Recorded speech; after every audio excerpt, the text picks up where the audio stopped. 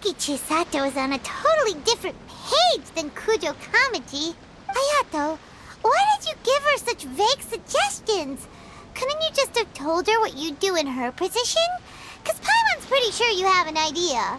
I've said everything I can, given the Yashiro Commission's stance. Interfering too much with other commission's domestic issues will only create trouble. And the more I think about it, the stranger this all seems.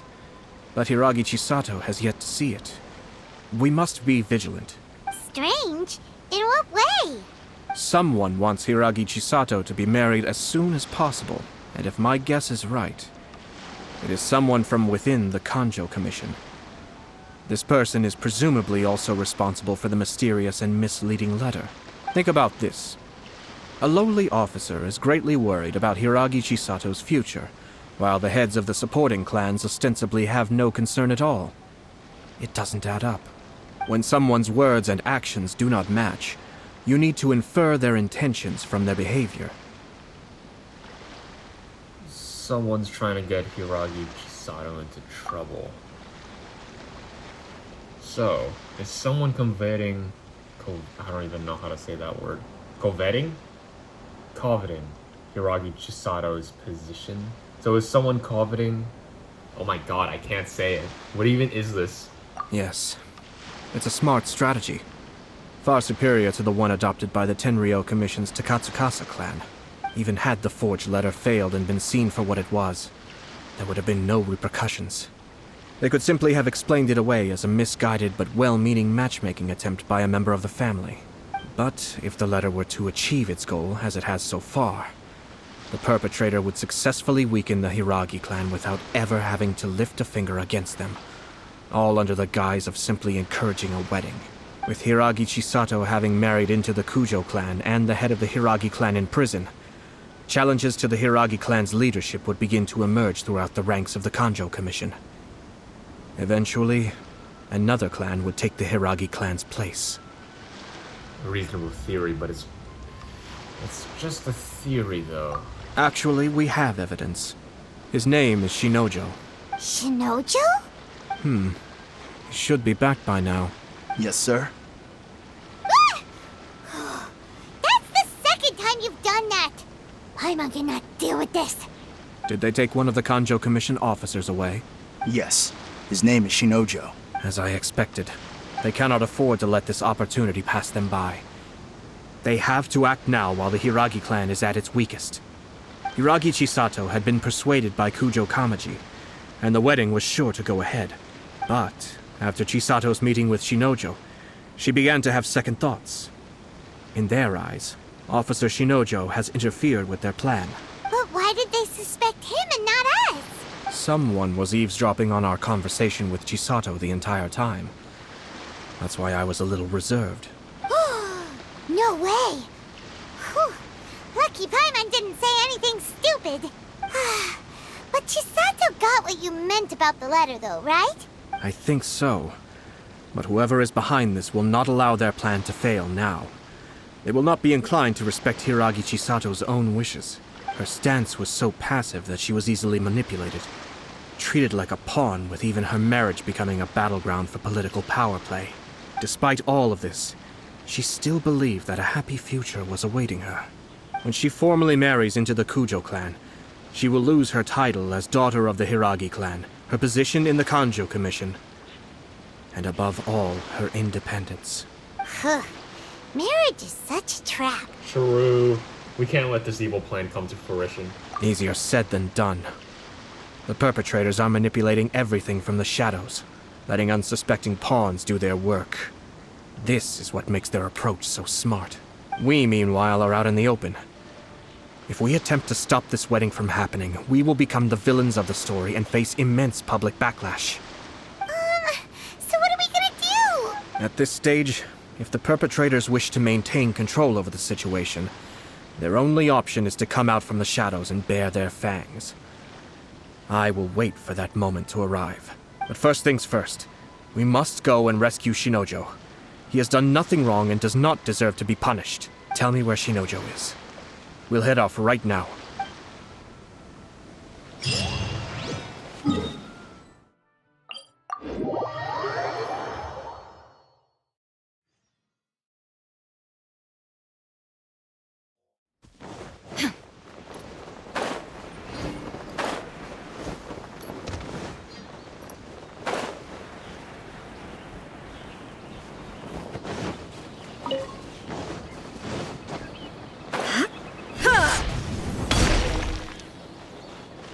it's just here.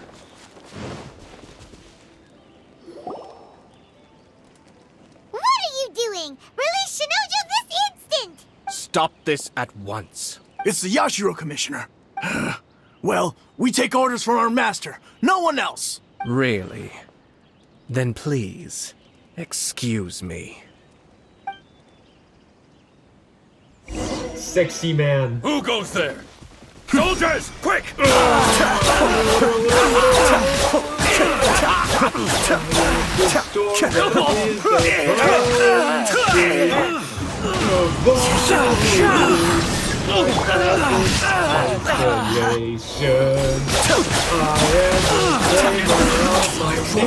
Get this.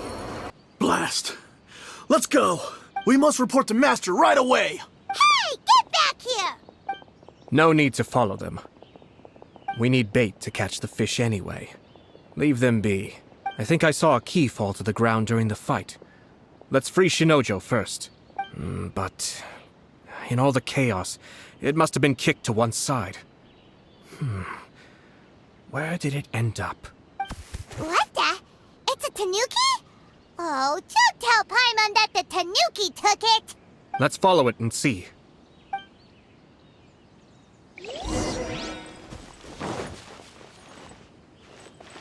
Aw, hell nah. Lead the way. Oh, hell.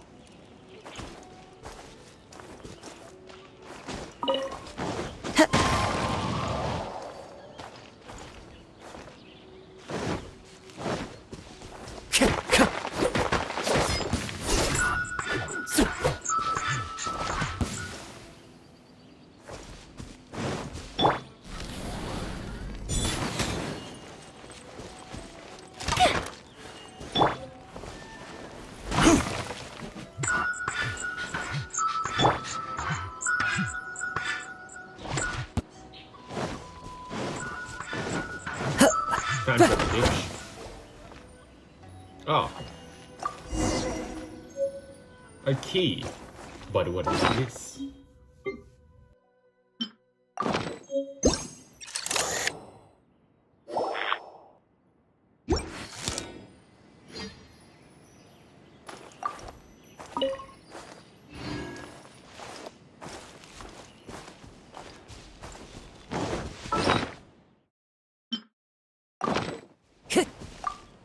Oh, thank the gods you're here!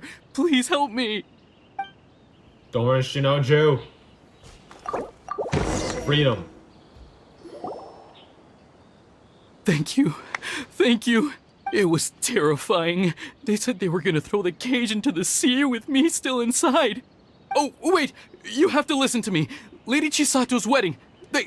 It's all part of a scheme.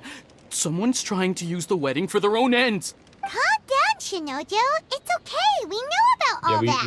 We know. Huh? Yeah. Our suspicions were roused to this possibility, and so far, everything is unfolding rather as we expected. Those behind this plan are not going to give up easily. Their next move is imminent. We must devise sufficient countermeasures. Yashiro Commissioner, you're personally going to take action? This situation has consequences for the whole Tri-Commission, and the stability of all Inazuma is at stake.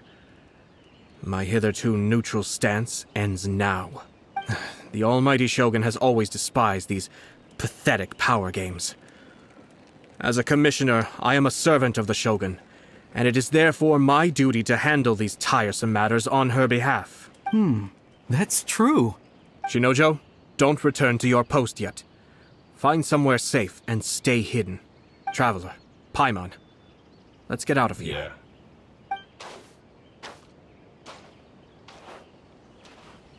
Well, if it isn't the Yashiro Commissioner, I hear you showed up here with no explanation and attacked my men. You wouldn't happen to be carrying out some sort of secret mission, now would you? I heard that someone was taking the law into their own hands. As a responsible official of Inazuma, I could not in good conscience stand idly by. Shinojo may be your retainer, but the law does not grant you the right to abuse him. Abuse? Nonsense. I was just teaching him a lesson. Out of nowhere, a low-ranking officer decides to barge in on Lady Hiragi and start spouting out the most absurd and insulting nonsense one can imagine. A truly egregious loss of decorum. I dare say, the poor lady was terrified. So, you're saying that you know absolutely nothing of the reasons for his actions? Because otherwise, why would you describe it as out of nowhere? Two people from two different clans are getting married. That's all there is to it. And yet this young gentleman took it upon himself to fabricate a nonsensical disaster story around it. How should I know what he was thinking? Even if she marries into the Kujo clan, Lady Hiragi will always be the daughter of the Hiragi clan and the most distinguished member of the Kanjo Commission. We are, and always will be, her loyal assistants. It's our duty to see that she never has to worry about anything. Loyalty and duty are our guiding principles. Not only did this guard show no regard for either, he went out of his way to upset our lady. How could one do such a thing? Even if we put it down to a rare moment of impulsivity. I have to say, I'm surprised to see one of such noble standing as yourself rushing to his defense. Darn it! This guy is good. Annoyingly good. But he's also difficult to argue against. Funny. I'm suddenly reminded of an anecdote I'd like to share with you. There's not been a dull moment since I took up my post in the Yashiro Commission. Every day I've been exposed to new and fascinating things. For instance, a merchant from abroad once told me about a curious kind of bird with the most extraordinarily long tongue. So long, in fact, that you can tie 2 knots in the portion of it that extends out of its beak. I'm sure someone as erudite as yourself could be able to guess what people do with these unusual avians. Keep them as pets. You'd think, wouldn't you? But there's a catch. You see, this bird is of no use to humans whatsoever, and certainly doesn't make a suitable pet. If you catch one, the best thing you can do is actually cut its tongue off and throw it out of the window. The reason they give is this. The longest tongue has the most to say, but don't be deceived as it chirps away, lest the song it sings lead you astray. I say, Yashiro Commissioner, are you here simply to mock the Kanjo Commission? Far from it. In my mind, the Kanjo Commission is made up of honorable individuals, upright and forthright, conscientious and loyal. It is unbecoming of such people to resort to lies, deception, and filibustering, all as part of a plan to remove Lady Hiragi from her position in the Kanjo Commission. Yashiro Commissioner, please don't make accusations without any evidence. The evidence is standing right in front of me, is it not? I have a credible witness who can confirm you were quick to try and make him disappear as soon as he said something that you did not like. Ugh, dear me.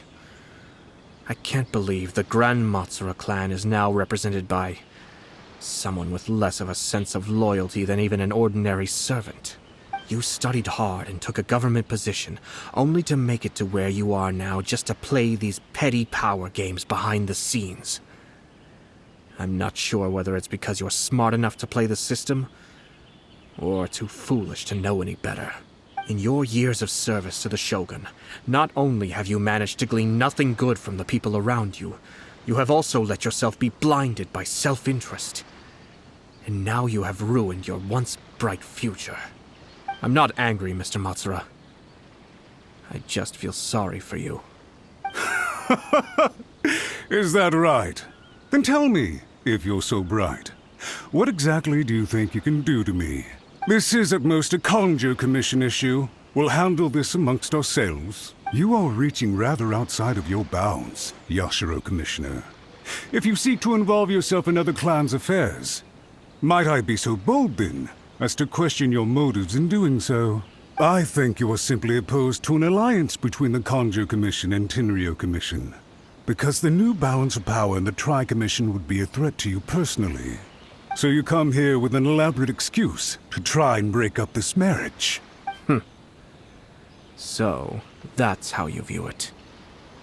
Well, I have to admit, you clearly are far more talented than I at monitoring the power balance within the Tri-Commission. Let me be crystal clear. This wedding is going to happen, and nothing is going to change that. The notices have already been sent out. All of Inazuma City knows about it now. Most of the public weren't aware that Kujo Kamaji and Hiragi Chisato were courting. But you can bet it's all anybody's talking about now. Once the notices go out, that's it.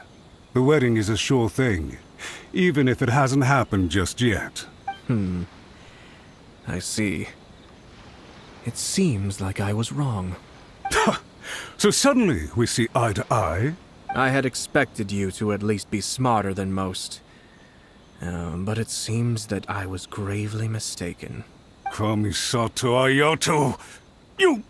How dare you! You've made your move. Now, I suppose it's time I made mine. What do you mean? Do you seriously think this marriage will bring the Kanjo Commission and the Tenryou Commission together? Isn't it at all possible that the Kanjo Commission becomes marginalized as a consequence of this union? Goodness me. Well, I've learned a great deal from talking to you. That will be all for now. If you would excuse me, I shall take my leave.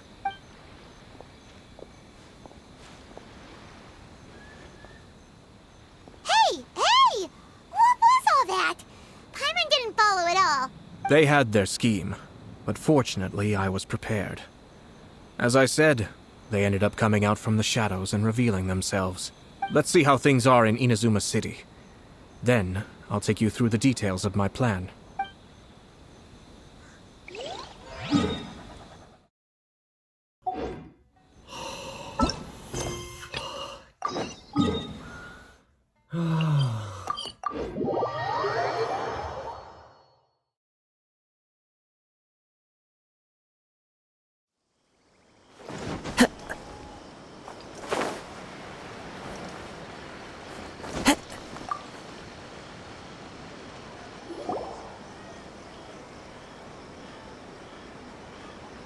Hello! We'd like to ask some questions about Arataki Ito. Oh, him again.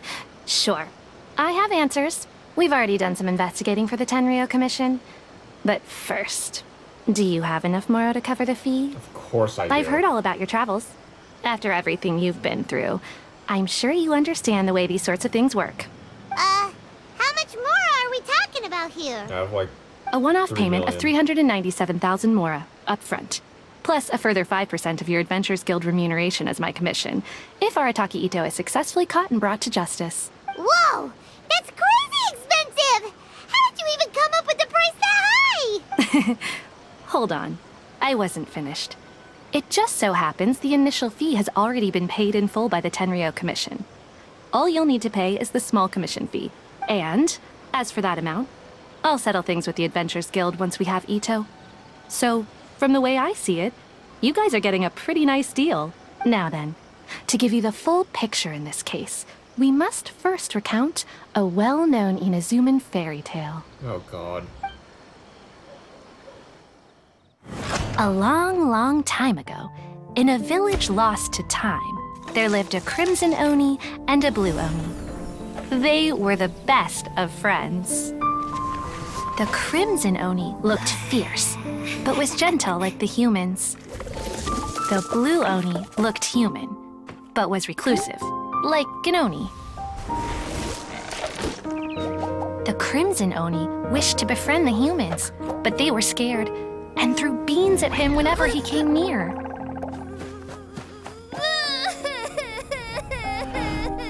So the blue Oni said to the crimson Oni, Akka, I'll cause trouble in the village. You'll come and stop me. Then the humans will accept you. as planned, the crimson Oni chased the blue Oni away. The crimson Oni's deeds spread throughout the land, and people finally accepted him. But when the crimson Oni went to tell the blue Oni the good news, he was gone and left only a letter behind. I went traveling. Don't come find me or they'll treat you as a naughty little Oni. But don't worry about me. No matter where I go, we'll always be friends.